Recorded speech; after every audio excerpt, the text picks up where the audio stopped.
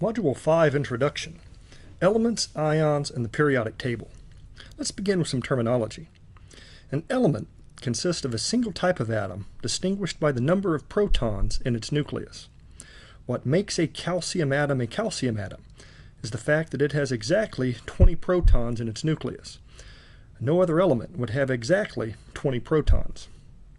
An ion is an atom or molecule in which the number of electrons is not equal to the number of protons. When there is a deficiency of electrons compared to protons, the atom is positively charged and is called a cation. When there are more electrons than protons, the atom is negatively charged and is called an anion. Isotopes of a given element are distinguished by their number of neutrons. Here's another way to think about it. By changing the number of protons in a nucleus, I change the element. By changing the number of electrons, I make ions. Change the number of neutrons to make isotopes.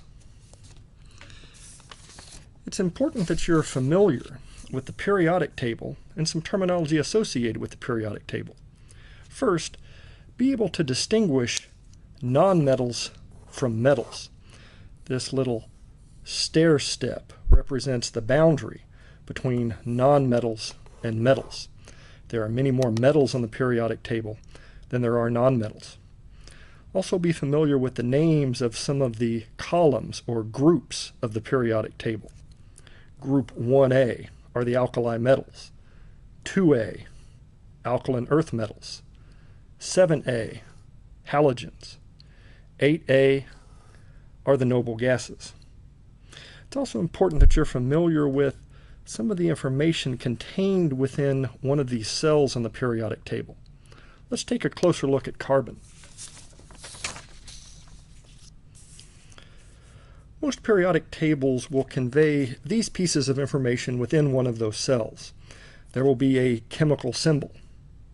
There will be an atomic number. The atomic number represents the number of protons in the nucleus. Again, what makes carbon carbon is the fact that it has exactly 6 protons in its nucleus. Most periodic tables also have an atomic mass for each of the elements. The atomic mass is the weighted average of the isotopic masses of the element's naturally occurring isotopes.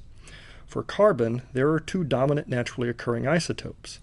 Carbon-12, that's 98.89% of the carbon atoms, and carbon-13, the remaining 1.11% of the carbon atoms.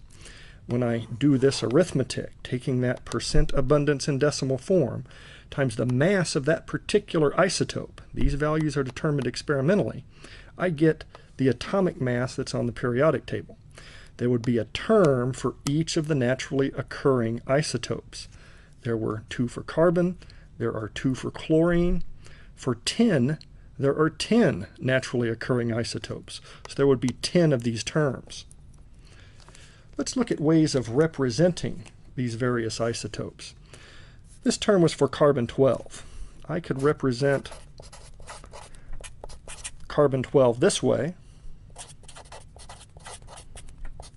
and carbon-13, or I could use what's called a nuclide symbol. For carbon-12, that symbol would look like this, and this for carbon-13. Sometimes there is a subscript associated with these symbols, but really what's conveyed by the subscript is a bit redundant. This is the atomic number, but I already knew from this chemical symbol that that number had to be 6. That is what made carbon carbon. This superscript is what's called a mass number, not to be confused with the atomic mass. The mass number is simply the sum of the number of protons plus the number of neutrons in the nucleus. Let's take a look at an ion made from an isotope of carbon, let's say carbon-12. If I wanted to look at the carbide anion, which carries a -4 charge, I would write the symbol for that particular ion in this way. This symbol conveys a lot of information. It tells me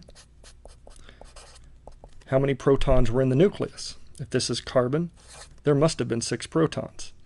It tells me how many neutrons are present. The difference between the mass number and the atomic number tells me in this particular isotope there were 6 neutrons. And I know how many electrons are present. To impart this -4 charge, I needed 4 more electrons than I had protons. There must have been 10 electrons present in this particular isotope.